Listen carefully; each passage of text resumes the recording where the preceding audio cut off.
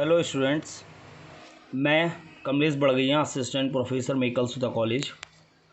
आज मैं computer science के स्टूडेंट्स के लिए एमएस एक्सेस में एक और बहुत इंपॉर्टेंट टॉपिक का वीडियो लेकर के आया हूँ।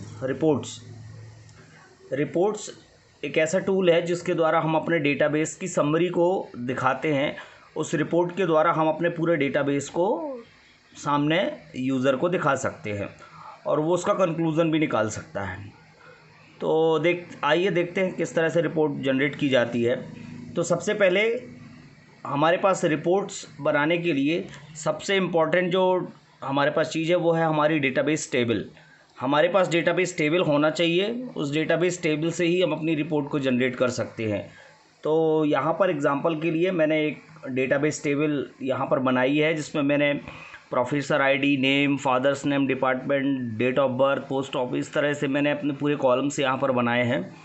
अब इस डेटाबेस से हम रिपोर्ट कैसे तैयार करेंगे, देखिए इसके लिए हम सभी को जब भी आपको रिपोर्ट्स तैयार करना हो तो आपको क्रिएट मेन्यू में जाना है। ये क्रिएट मेन्यू में हमने क्लिक किया।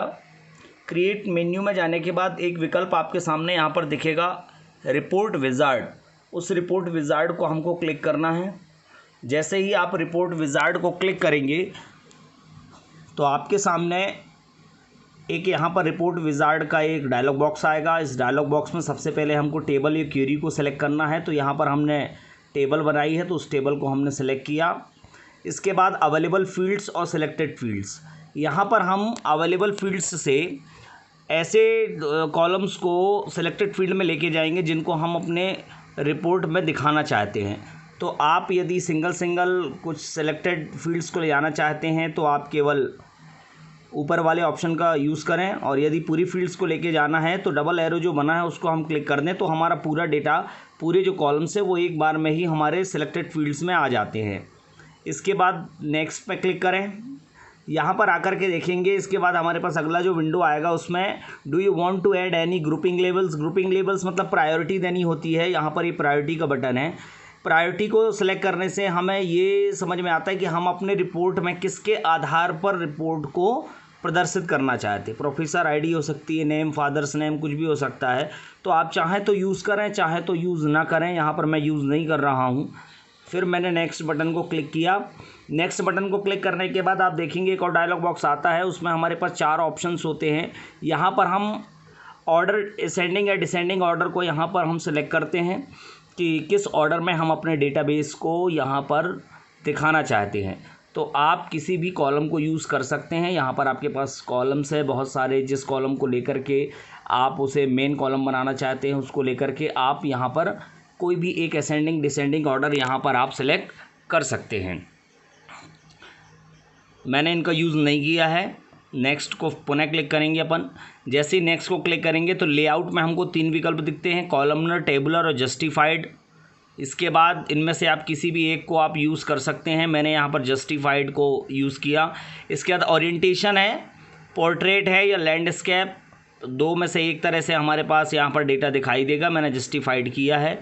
यहाँ पर एक और विकल्प हमको मिलता है, adjust the field width so all field fit on a page. यदि आप इसको सेलेक्ट करते हैं तो हम अपनी फील्ड को साइज़ घटा बढ़ा सकते हैं, और यदि आप सेलेक्ट नहीं कर सकते हैं तो ये सुविधा फिर आपको रिपोर्ट में नहीं मिलेगी। मैंने इसको यस किया है। इसके बाद नेक्स्ट में पुनः क्लिक करेंगे। यहाँ पर हमारे पास बहुत सारे स्टाइल्स दिए हैं। आप जिस स्टाइल को यूज़ करना चाहें उस स्टाइल को यूज़ कर सकते हैं। आप देखते हैं जिस तरह से हम यहाँ सिलेक्शन कर रहे हैं तो लेफ्ट हैंड पे हमको चेंजेस भी दिख रहे हैं। मैंने यहाँ पर फ्लो स्टाइल को यूज़ किया है। नेक्स्ट को क्लिक करेंगे। नेक्स्ट को जैसे ही क्लिक करेंगे तो प्रोफेसर प्रोफाइल, यहाँ पर रिपोर्ट में हमको रिपोर्ट का टाइटल देना होगा। मैंने प्रोफेसर प्रोफाइल रिपोर्ट यहाँ पर मैं ऐड कर देता हूँ। ये मैंने इसको नाम दिया है। इसके बाद 2 विकल्प है, preview the report, modify report design. यदि रिपोर्ट डिज़ाइन को और मॉडिफाई करना चाहते हैं तो इसे सिलेक्ट करें। प्रीव्यू देखना चाहते हैं तो आप यहाँ पर सिलेक्ट करके फिनिश में क्लिक करें। जैसे ही आप फिनिश में क्लिक करेंगे आपके सामने यहाँ पर प्रोफेसर्स प्रोफाइल रिपोर्ट यहाँ पर तैयार हो जाती है।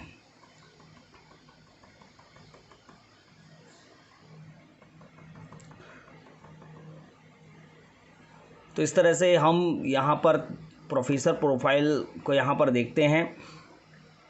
और यदि आप इसमें कुछ और चेंजेस करना चाहते हैं तो वो चेंजेस भी आप कर सकते हैं।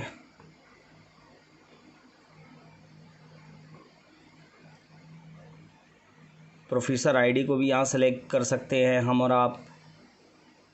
नेक्स्ट को क्लिक किया, यहाँ पर नेक्स्ट किया, फिनिश किया, तो ये देखिए हमारे सामने एक रिपोर्ट यहाँ पर प्रोफेसर की रिपोर्ट यहाँ पर आ गई है। तो इस तरह से हम अपने पूरे डेटाबेस का रिपोर्ट तैयार कर सकते हैं। आप चाहें तो इसे एक टेबल के साथ या 2 टेबल के साथ या कई टेबल्स के साथ भी यूज़ कर सकते हैं।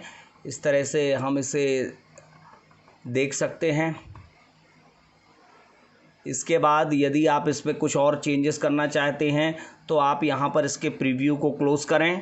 क्लोज़ करने के बाद व्यू में जाएं और ये प्रिंट प्रीव्यू यदि आप देखना चाहते हैं तो उसे भी आप सेलेक्ट कर सकते हैं।